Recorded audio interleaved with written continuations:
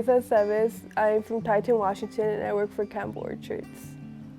As a child, my dad was a ranch manager, and so when I would see him out harvesting or out changing irrigation water, or during heating season, he would hear the alarms go off, and I would wake up and go help him turn on the wind machines or watch him with the diesel turning on the smudge pots. It was fun to me.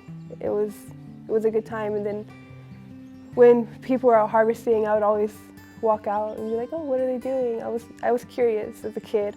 The main reason I started working in agriculture was because I seen all the work my dad had, and I wanted to help him. I wanted to take some of that work off of him. So I simply asked him, once I got out of high school, I was like, do you need help? Are you guys hiring? He's like, well, yeah. So I actually started a crew of thinning, and I was actually a thinner at some point, and then I slowly worked up to a crew boss for thinning. And then packing season came around, and then I was packing for a year or two, and then I became the packing boss. So I kind of got that off his plate.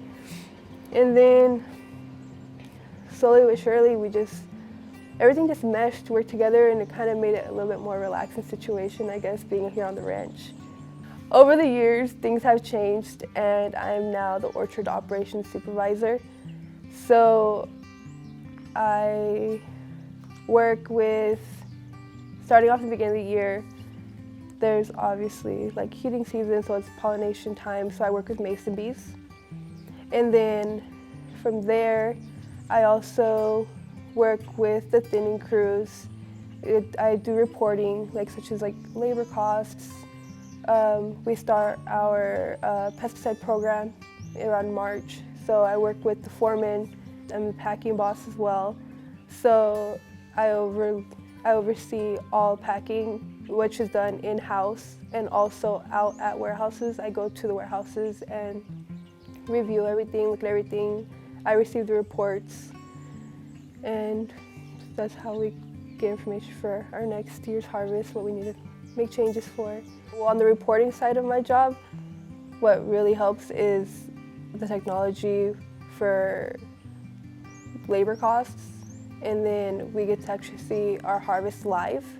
So I'll know how many bins are being picked before they've even left the field, or before the end of the day. I could just already have the numbers right in front of me. When it comes to just about anything, the technology that we use, it works. I can know how many employees are in the field. I know how many bins they're picking on average during a time of day. Say I need to know how many bins are going to be picking in the hour for that amount of employees, what I'm going to have for that day, for that crop. I know what truckloads are going to go out. I can also see,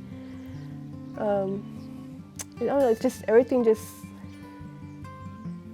it makes everything just run smoother. I think my advice for the younger people that are actually interested in agriculture would be to actually come out to a field and work for a few days. Or you could even do different research, read The Good Fruit Grower, see what articles pique your interest, see what grabs you, and then go from there. Look for different trainings, look for different classes that are available. See how you can actually go out to a field, see what piques your interest first.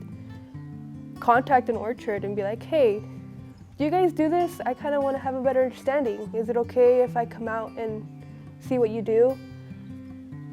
I'm pretty sure they would let you.